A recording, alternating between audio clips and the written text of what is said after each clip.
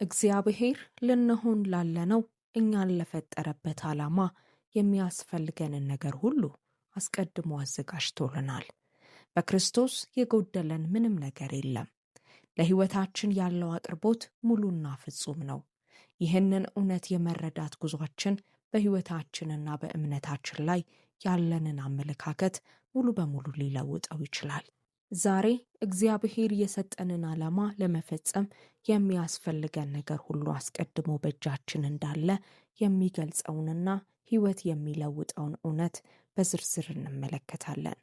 በመጨረሻም በጌታ በኢየሱስ ክርስቶስ ስም አብረን በኃይል እንጸልያለን። ስለዚህ እስከ መጨረሻው አብራችሁን ቆዩና የዚህን ጸሎት በረከት ለመቀበል ልባችሁን ክፈቱ። ብዙዎቻችን የሆነ የጎደለን ነገር እንዳለ እየተሰማን ሙሉ ያደርገናል ብለን የምናምነውን ያንን የጠፋ አንድ ነገር በመፈለግ ሕይወታችንን እናሳልፋለን። ሌሎችን ስንመለከት ነገሮች ሁሉ የተሳኩላቸው ይመስለናል። እኛ ግን ከዝቅተኝነት ስሜት ጋር እንታገላለን። እውነቱ ግን እግዚአብሔር ለእያንዳንዳችን የሕይወት ጉዞ አስፈላጊ የሆነውን መሳሪያ፣ ስጦታና ሀብት ሁሉ አስቀድሞ በውስጣችን አስቀምጧል። ምንም አልጎደለብንም። በሰማይና በምድር ፈጣሪ በሆነው በእርሱ የተትረፈረፈ ዝግጅት ተደርጎልናል።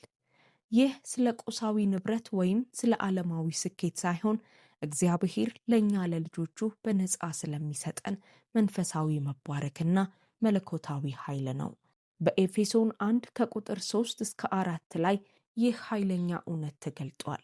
በክርስቶስ በሰማያዊ ስፍራ በመንፈሳዊ በረከት ሁሉ የባረከን የጌታችን የኢየሱስ ክርስቶስ አምላክና አባት ይባረክ። ዓለም ሳይፈጠር በፊቱ ቅዱሳንና ነውር የሌለን በፍቅር እንሆን ዘንድ በክርስቶስ መረጠን ተብሎ ተጽፏል። እነዚህ ጥቅሶች እግዚአብሔር በክርስቶስ በመንፈሳዊ በረከት ሁሉ አስቀድሞ እንደባረከን ያረጋግጣሉ። ዓለም ሳይፈጠር እንኳ መርጦን ለቅድስናና ለዓላማ ዝግጁ አድርጎናል። በዚህ መልእክት ውስጥ አብረን ስንጓዝ እግዚአብሔር አስቀድሞ ያዘጋጀልንን ሙላት በእውነት ለመረዳት ልባችንን እንክፈት። በሆነ መንገድ የሆነ ነገር ጎድሎናል የሚለውን ውሸት እንቃወም። ይልቁንም የእግዚአብሔርን የተሟላ አቅርቦት በሕይወታችን እንቀበል። ወዳጆቼ፣ እግዚአብሔር በሕይወታችን ውስጥ አስቀድሞ ያስቀመጠውን መብዛት እንዴት ማስተዋል እንደምንችል በመመርመር እንጀምር።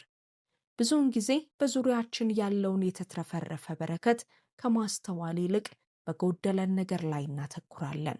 የእግዚአብሔር አቅርቦት ሁል ጊዜ በግልጽ የሚታይ ላይሆን ይችላል።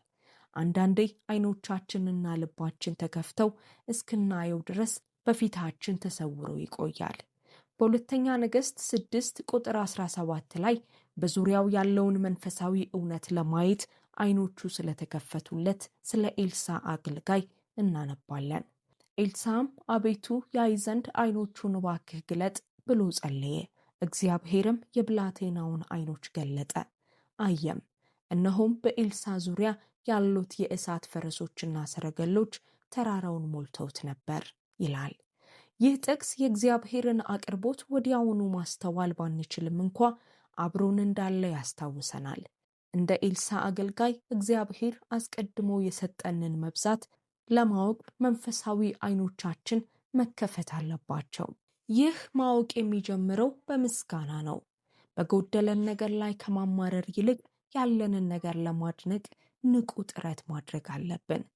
የምስጋና ልብ ስናዳብር በሕይወታችን ውስጥ ላሉት የእግዚአብሔር በረከቶች የበለጠ ንቁ እንሆናለን። ይህ አመለካከታችን ከእጦት ወደ መብዛት፣ ከጉድለት ወደ ሙላት የመለወጥ ጉዳይ ነው። ፊልጵስዩስ 4 ቁጥር 19 እንዲህ ብሎ ያረጋግጥልናል። አምላኬም እንደ ባለጠግነቱ መጠን በክብር በክርስቶስ ኢየሱስ የሚያስፈልጋችሁን ሁሉ ይሞላባችኋል። የእግዚአብሔር አቅርቦት በእኛ ሁኔታ ወይም በዓለም ኢኮኖሚ አይገደብም። የተመሰረተው በክብሩ ባለው ወሰን በሌለው ባለጠግነቱ ላይ ነው። ይህንን እውነት በእውነት ስንረዳ ሕይወታችንንና ፈተናዎቻችንን የምናይበት መንገድ ይለወጣል። መሰናክሎችን እግዚአብሔር ታማኝነቱንና ኃይሉን የሚያሳይባቸው አጋጣሚዎች አድርገን ማየት እንጀምራለን። ያዳበርነው እያንዳንዱ ክህሎት፣ የመሰረትነው እያንዳንዱ ግንኙነት፣ ያሳለፍነው እያንዳንዱ ተሞክሮ እነዚህ ሁሉ ለዕጣ ፈንታችን ለእግዚአብሔር አቅርቦት አካል ናቸው። ትግላችንና ውድቀታችን እንኳ እግዚአብሔር ለሕይወታችን ለወሰነው ዓላማ እኛን የሚያዘጋጅ ዝግጅት ተደርጎ ሊወሰድ ይችላል። ሮሜ 8 ቁጥር 28 እንዲህ ይለናል፣ እግዚአብሔርንም ለሚወዱት እንደ ሐሳቡም ለተጠሩት ነገር ሁሉ ለበጎ እንዲደረግ እናውቃለን ተብሎ ተጽፏል። ይህ ጥቅስ መልካም ነገሮች ብቻ ይደርሱብናል አይለም፣ ነገር ግን ፈተናዎችን ጨምሮ ነገሮች ሁሉ ለበጎ ነገራችን እንደሚሰሩ ይናገራል። የእግዚአብሔር አቅርቦት እኛን ለማስታጠቅና ለማዘጋጀት የሚጠቀምባቸውን በረከቶችንም ሆነ ፈተናዎችን ያካትታል። የእግዚአብሔርን አቅርቦት ማወቅ ማለት ደግሞ የሰጠንን መንፈሳዊ ስጦታዎች ማመን ማለት ነው። አንደኛ ቆሮንቶስ 12 ቁጥር 7 ነገር ግን መንፈስ ቅዱስን መግለጥ ለእያንዳንዱ ለጥቅም ይሰጠዋል ተብሎ ተጽፏል። እያንዳንዳችን መንፈሳዊ ስጦታዎች ተሰጥተውናል። ይህ ለራሳችን ጥቅም ብቻ ሳይሆን ለጠቅላላው የክርስቶስ አካል በጎነት ነው። እነዚህ ስጦታዎች በመንግስቱ ውስጥ ያለንን ልዩ ሚና እንድናወጣ የሚያስታጥቁን የእግዚአብሔር አቅርቦት አካል ናቸው። እነዚህን ስጦታዎች ስናውቅና ስንጠቀምባቸው ዓላማችንን መፈጸም ብቻ ሳይሆን በእግዚአብሔር ትልቅ ዕቅድ ውስጥ አስተዋጽኦ እያደረግን ነው። ሌላው የእግዚአብሔር አቅርቦት ገጽታ ቃሉ ነው። ሁለተኛ ጢሞቴዎስ 3 ከቁጥር 16 እስከ 17 እንዲህ ይላል፣ የእግዚአብሔር ሰው ፍጹምና ለበጎ ሥራ ሁሉ የተዘጋጀ ይሆን ዘንድ የእግዚአብሔር መንፈስ ያለበት መጽሐፍ ሁሉ ለትምህርትና ለተግሳጽ ልብንም ለማቅናት በጽድቅም ላለው ምክር ደግሞ ይጠቅማል ተብሎ ተጽፏል። የእግዚአብሔር ቃል ለሚገጥመን ለማንኛውም ሁኔታ በጥበብ በመመሪያና በእውነት የሚያስታጥቀን የዝግጅቱ ዋና ነው። በቃሉ ውስጥ ስንጠልቅ ከማይጠፋው መለኮታዊ አቅርቦት ምንጭ እየቀዳን ነው። የእግዚአብሔር አቅርቦት ብዙ ጊዜ በህብረት በኩል እንደሚመጣም ማወቅ አስፈላጊ ነው። መክብብ 4 ቁጥር 9 ድካማቸው መልካም ዋጋ አለውና አንድ ብቻ ከመሆን ሁለት መሆን ይሻላል በማለት ይነግረናል። እግዚአብሔር በሕይወታችን ውስጥ ያስቀመጣቸው ግንኙነቶች፣ ቤተሰብ፣ ጓደኞች፣ አማካሪዎች፣ ወንድሞችና እህቶች ሁሉም የእግዚአብሔር አቅርቦት አካል ናቸው። እነዚህ ግንኙነቶች ድጋፍን፣ ማበረታቻን፣ ተጠያቂነትንና ለእድገትና ለአገልግሎት የሚሆኑ ዕድሎችን ይሰጣሉ። የእግዚአብሔርን አቅርቦት ማወቅ የእርሱን ጊዜ መታመንን ያካትታል። አንዳንድ እንደ እጦት የምናየው ነገር በትክክለኛው ጊዜ እንዲገለጥ የሚጠባበቅ የእግዚአብሔር አቅርቦት ነው።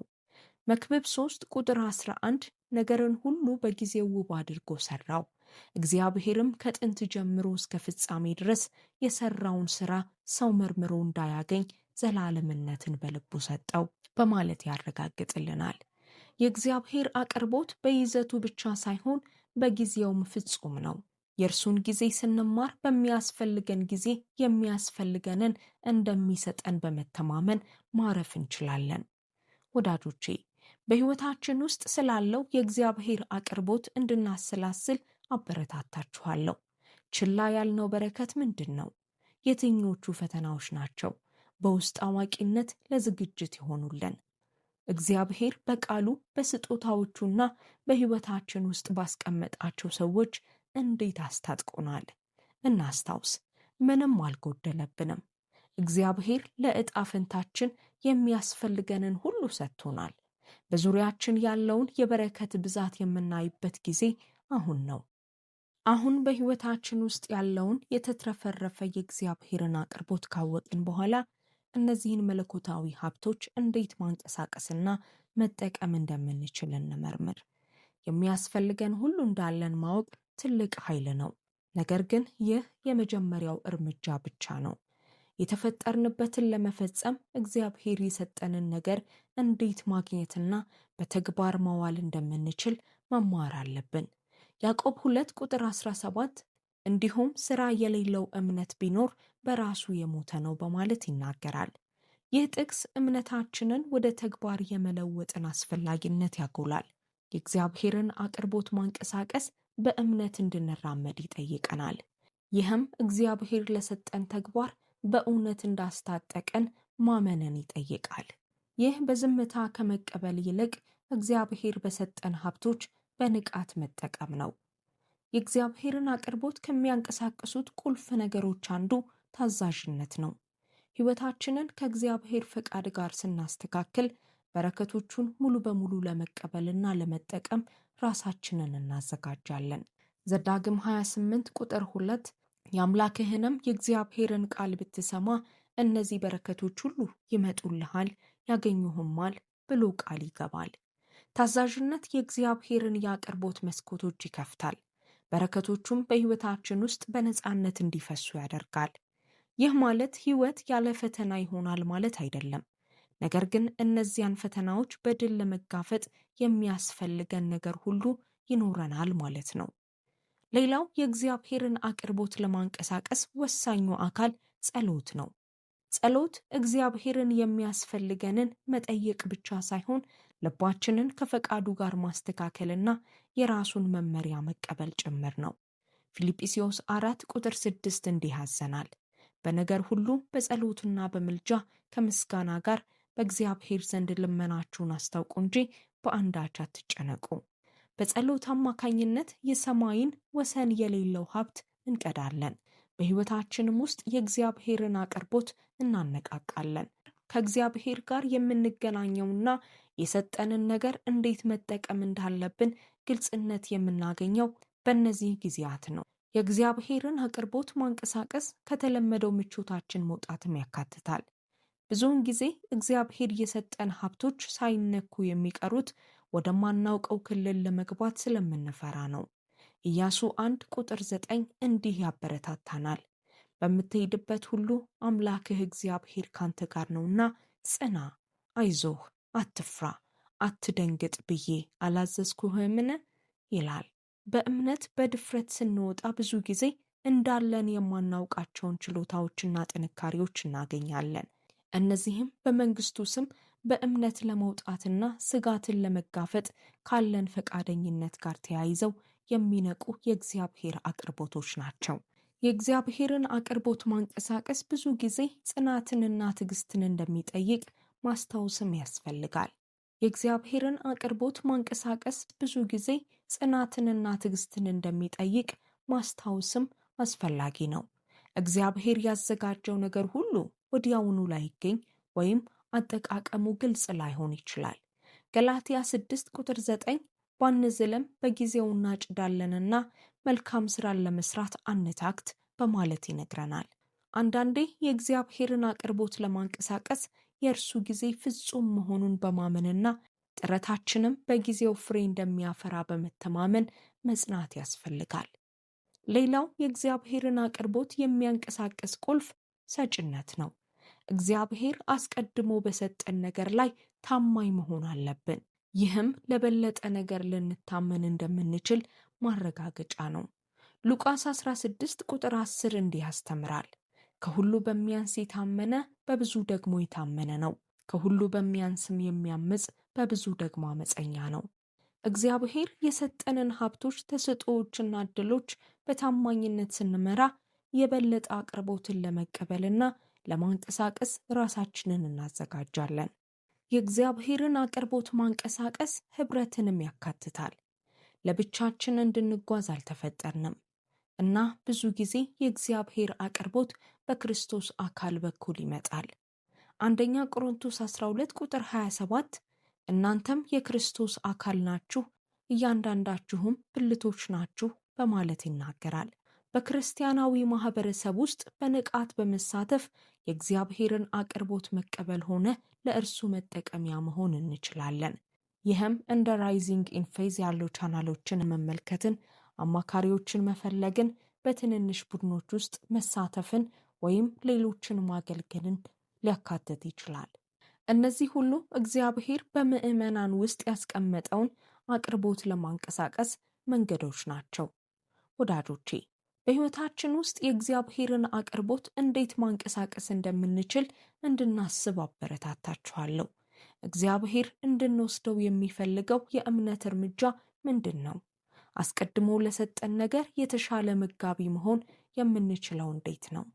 እናስታውስ፣ የሚያስፈልገን ነገር ሁሉ አለን። አሁን ለእግዚአብሔር ክብርና ለዕጣ ፈንታችን የምንንቀሳቀስበት ጊዜ ነው። እንደ አማኝ በእግዚአብሔር በረከት ስለመኖር ስንመለከት እግዚአብሔር ባዘጋጀው መብዛት ውስጥ መኖር ምን ማለት እንደሆነ እንመርምር። ይህ ስለ ቁሳዊ ሀብት ሳይሆን የእግዚአብሔርን አቅርቦት በማወቅና በማንቀሳቀስ የሚመጣውን የሕይወት ሙላት ስለመለማመድ ነው። ዮሐንስ 10 ቁጥር 10 የኢየሱስን ቃል ይነግረናል።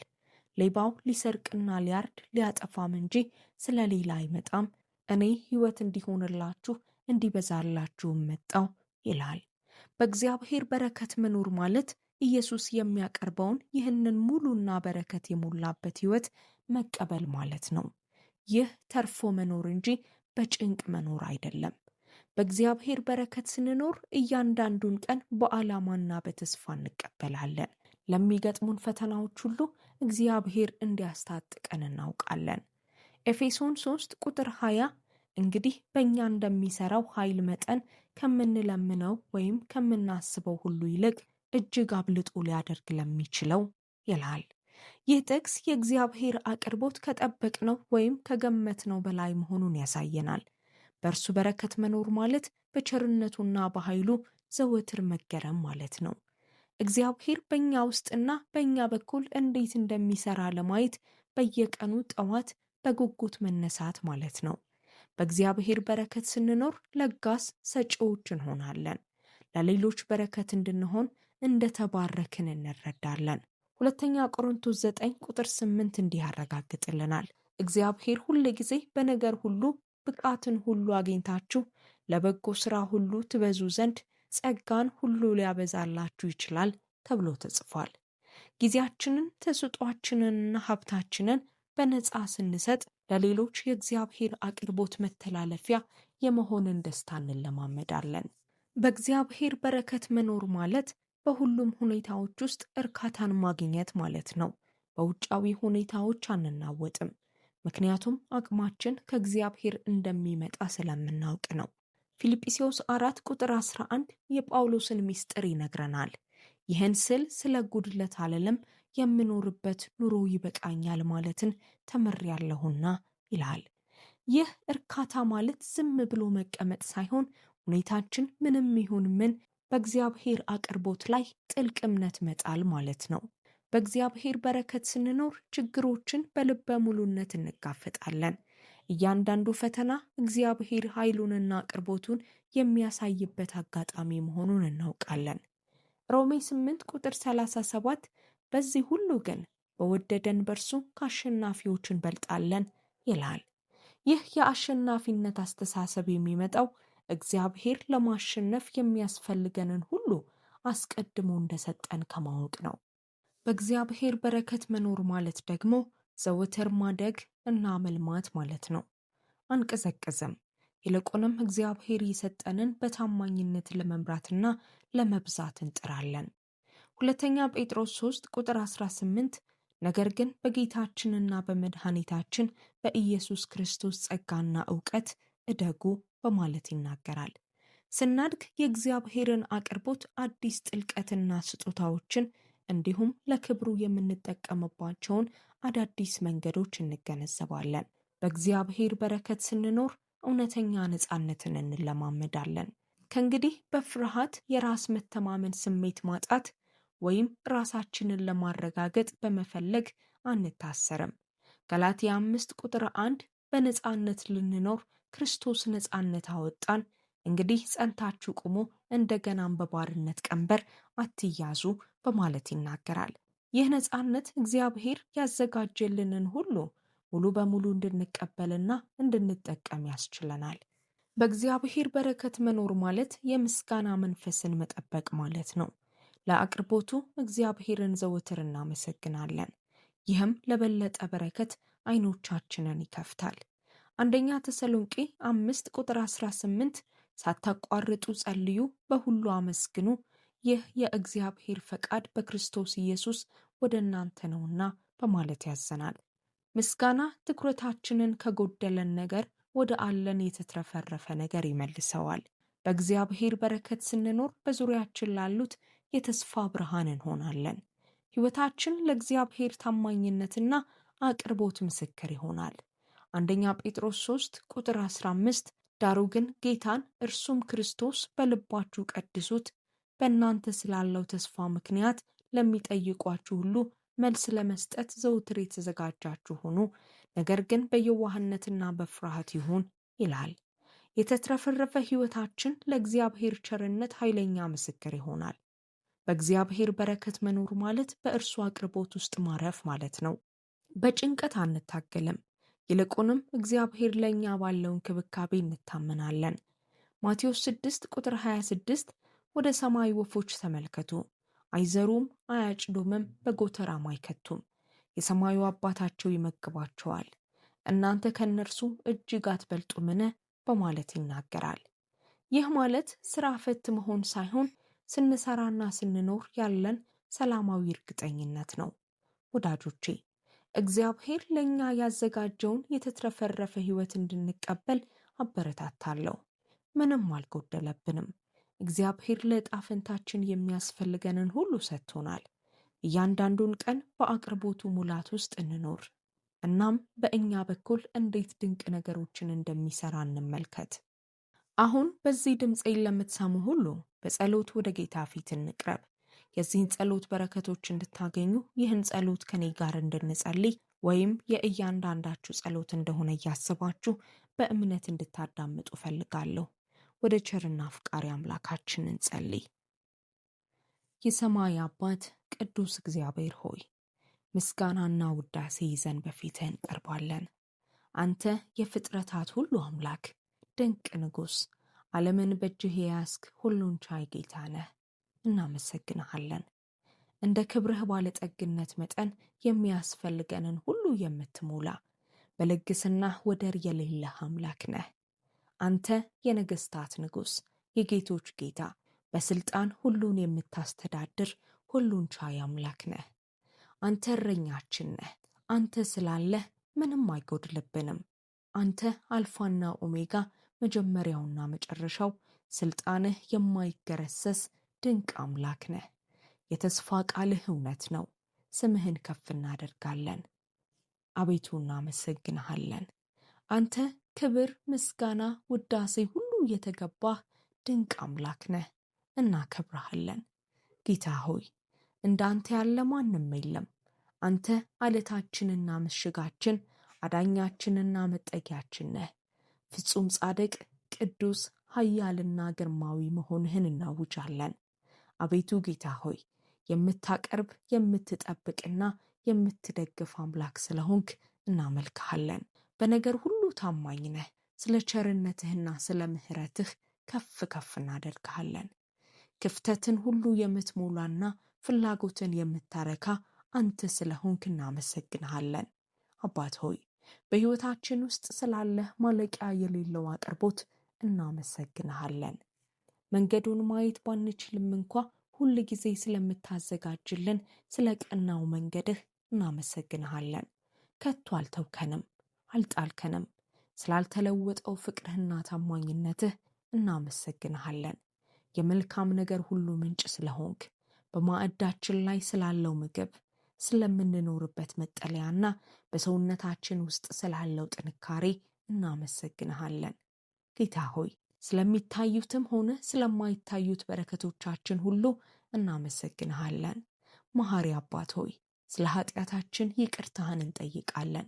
በአቅርቦትህ የተጠራጠርንባቸውን ጊዜያት፣ ፍርሃትና ጭንቀት እምነታችንን እንዲሸፍኑት የፈቀድንባቸውን አፍታዎች ሁሉ ይቅር በለን። እኛም የበደሉንን ይቅር እንላለን። ማንኛውንም መራርነት ወይም ቅሬታ ከልባችን እናወጣለን።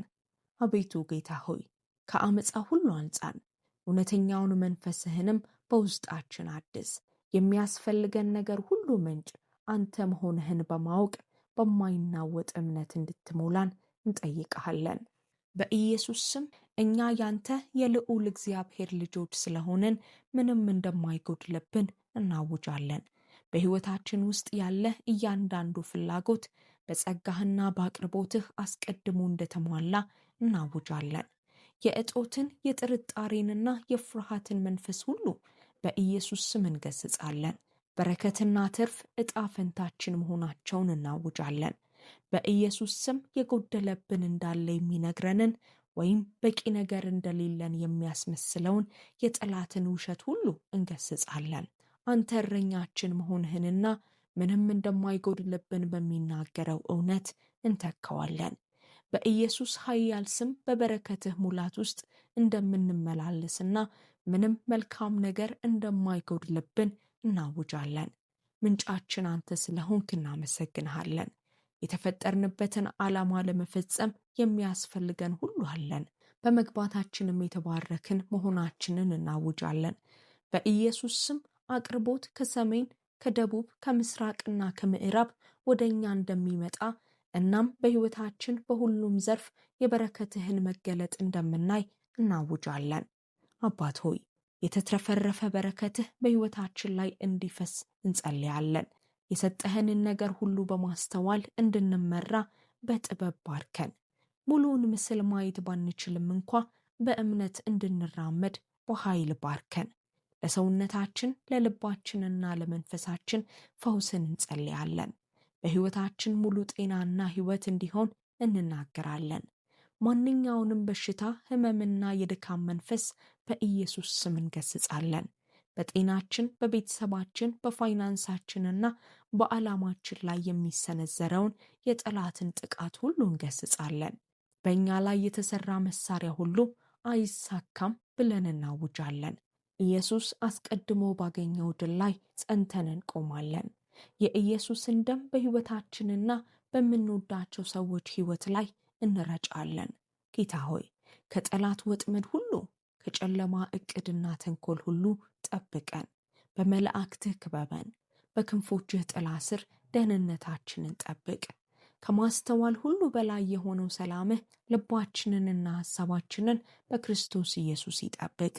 ጌታ ሆይ አሁን ይህን ጸሎት በጋራ ስንጸልይ አሁን በዚህ ሰዓት ለተከፈቱ ልቦች ሁሉ እናመሰግንሃለን። እርስ በርሳችን በመስማማት በማይለወጥ አቅርቦትህ በመታመን በአንድ ልብ ሆነን ወደፊትህ እንመጣለን። ምንጫችንና አቅራቢያችን አንተ ስለሆንክ ምንም እንደማይጎድልብን እናውጃለን። ጌታ ሆይ በየትኛውም ሁኔታ ውስጥ ብናልፍ ሁሉንም ነገር ለበጎ ነገራችን እንደምትሰራ በማወቅ ውስጥ ባለው ሰላምና ትዕግስት ሙላን።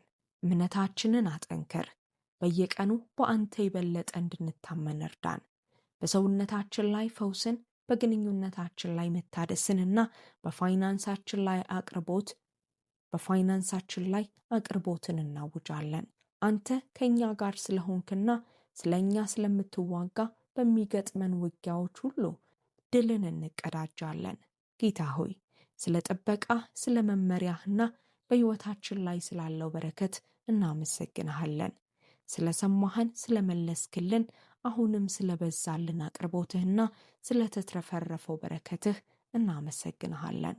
መንግሥት ያንተ ናትና ኃይልና ክብር ከዘላለም እስከ ዘላለም ላንተ ብቻ ይሁን። በኢየሱስ ክርስቶስ ድንቅ ስም እንጸልያለን። አሜን። የዚህ ጸሎት በረከቶች ሁሉ አሁን በእናንተ ላይ እንደሆኑ በኢየሱስ ስም አውጃለሁ። በዚህ ጸሎት ከተባረካችሁ አሜን የሚለውን ቃል ከታች ባለው የአስተያየት መጻፊያ ቦታ ላይ ይጻፉ። ሌሎች ሐሳብ አስተያየቶችም ካሏችሁ እንዲሁ አካፍሉን።